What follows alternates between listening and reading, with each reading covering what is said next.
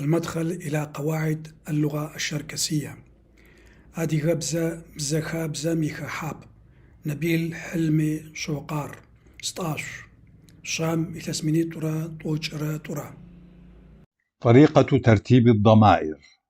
شحات أبابتش كم يازج أخلقواج. 1. الفعل اللازم. عندما يتصل مع ضميرين شخصيين فاعل ومفعول، فإن ضمير الفاعل يأتي قبل ضمير المفعول. النوع الثاني: يزج غشغر. ذهبت من أجلك. س وسبفقواغ. ضمير الفاعل س أنا. ضمير المفعول ب أنت. سابق بمعنى لأجلك ف. كما أنه لا تأتي بعد ضمائر المفعول أحرف صوتية، ونتيجة لذلك تكون الأحرف التي تلي ضمائر المفعول أحرفا حادة أو صامتة. وفي حال كونها أحرفا حادة فإن شكل الأحرف ينقلب كالتالي: ب و إلى ب، وكذلك س إلى ز، وكذلك ت إلى د، وكذلك ص إلى ظ، كما هو مبين في الأمثلة التالية مع الكلمة ركض شاغ، وهي في صيغة الماضي. الكلمة: معنى الكلمة، ضمير الفاعل سابق، ضمير المفعول سابق، ركض. جذر الكلمة زائد غ. سقب شاغ، ركضت معك. س أنا. ق ب أنت. د المصاحبة شاغ. وقزدت شاغ، ركضت معي. و أنت. ق ز أنا. د المصاحبة شاغ. تقزدت شاغ، ركضنا معكم. ت نحن. ق ز أنتم. د مصاحبة شاغ. سقدت شاغ، ركضتم معنا. س أنتم. ق د نحن. د المصاحبة شاغ. سقبفت شاغ، ركضت لأجلك أو إليك. س أنا. ق ب أنت. ف لأجلك شاغ. وقصفت شاغ، ركضت لأجلي أو إلي.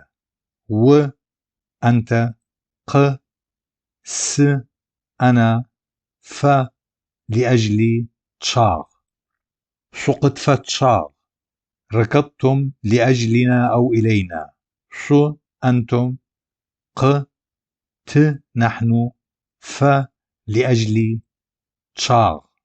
ملاحظة: تتحول بعض الأحرف الضمائر إلى أشكال أخرى عندما تأتي بعض الضمائر المتصلة أحرف حادة، فإن بعض الضمائر يتحول إلى أشكال أخرى: س إلى ز، وكذلك ت إلى د، وكذلك ص إلى ظ. أما السابقات الواردة ضمن الكلمات في الجدول أعلاه معناها كالتالي: ق تعطي اتجاها للحدث أو تفيد بأهمية الحدث أو أن لنا علاقة ما بالحدث.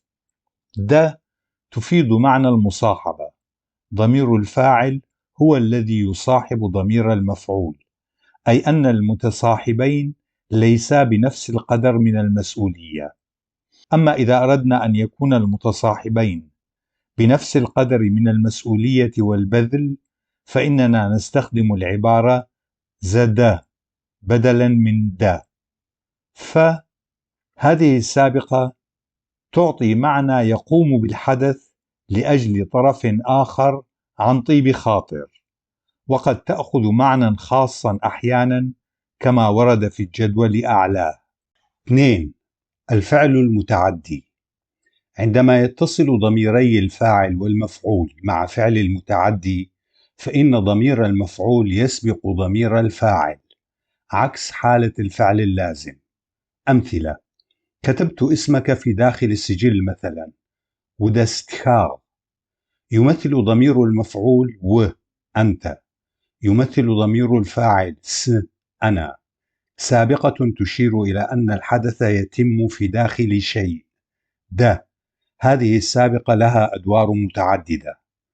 الفعل كتب، تخا جذر الكلمة. لاحقة وهي أداة الزمن الماضي. عندما يأتي هذا الحرف كسابقة يكون له معنى الإلزام. السوابق تأتي ما بين ضمائر الفاعل والمفعول، وكأمثلة إليك هذه السوابق: ق، د، ش، ف، زر. ذكرك بالتفصيل. وقي وتاغ ذكرك له بالتفصيل. وفي وتاغ أخرجته رغما عني. سعود بخغ بمجرد أن أراك.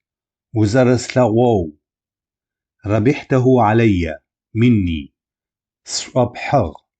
3. عندما تأتي ضمائر الفاعل والمفعول الأول والثاني مع فعل المتعدي فإن الترتيب يكون كالتالي: 1. يأتي أولا ضمير المفعول الأول الأقرب. ببلغش غتس أبابشر. 2. يأتي ثانيا ضمير المفعول الثاني الأبعد. يدزج غتس أبابشر. 3. يأتي ثالثا ضمير الفاعل. شاق غتس أبابشر. أمثلة: بعثك إلينا لأجلنا. وقت في غواغ. 1. ضمير أنت المفعول الأول 2. سابقة تعطي اتجاها للحدث باتجاهنا 3. ضمير نحن نا المفعول الثاني 4. سابقة تفيد إلى أن الفعل حدث برغبتنا أو لمصلحتنا 5. ضمير الفاعل هو 6. سابقة إشارة الإلزام 7. جذر الفعل ذهب 8. إشارة أداة الماضي أمثلة إضافية: الفعل يذهب بصيغة الماضي قبحغ.